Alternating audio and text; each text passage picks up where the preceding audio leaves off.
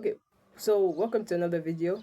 Today I'm going to be talking about the morally grey character and why they're so used in books that are mostly targeting the female audience or dark romance books. So first we have to define what a morally grey character is. So a morally grey character, sometimes referred to as morally ambiguous, are complex characters and usually don't fit in the hero or villain category. So that's why it's called morally grey. Like black would be villain, white would be hero, and then morally grey would be somewhere in between where they're not completely evil but not completely good as well.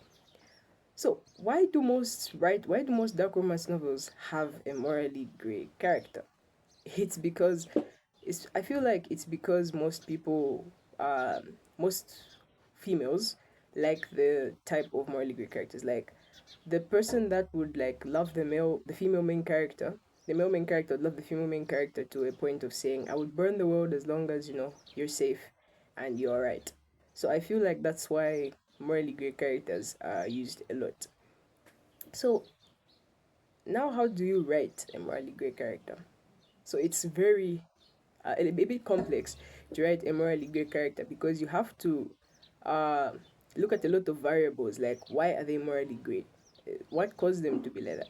So most morally grey characters have some sort of trauma or detachment, while some of them either have antisocial personality disorder, which if you want I can talk about in a video since I also talk about psychology, or they have some sort of trauma that happened to them when they were a child, which made them detached and emotionless.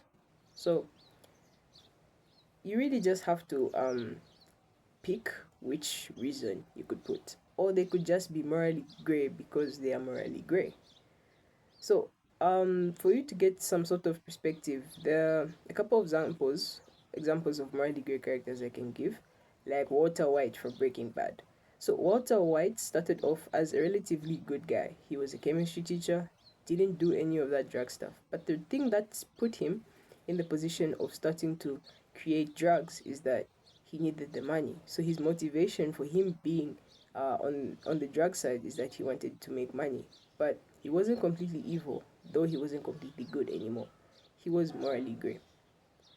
Another example I can give of a morally grey character from a book is Dante Russo.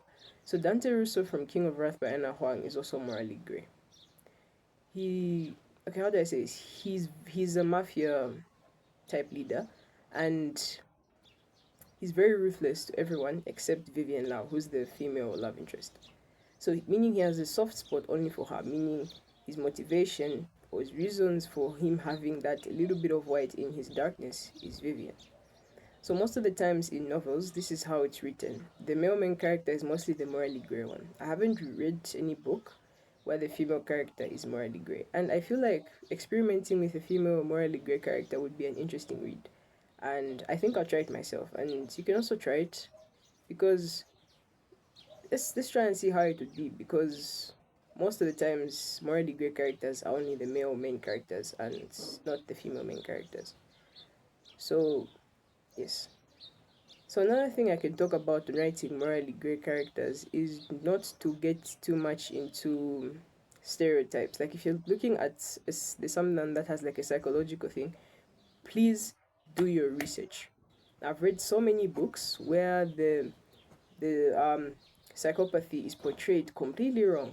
Like someone will have actually sociopathy, but the book will say he has psychopathy. So it's very good to know the difference between psychopathy and sociopathy when you're looking at a morally grey character who is on the spectrum of antisocial personality disorder. And apart from doing your research, also don't make it seem too generic, because I see a growing trend in an original writing where every single trope is overused excessively and it just makes every book stale, especially if you've read a lot of books. You start to um, make the patterns and see that most of the books were just written the same way, just maybe switching up the setting. So it's very important to try and write your original works. But I'm going astray. I'm supposed to be talking about morally great characters. So the question still stands. Why do female readers like morally great characters so much? It appeals to what they deem to be desirable for a male love interest.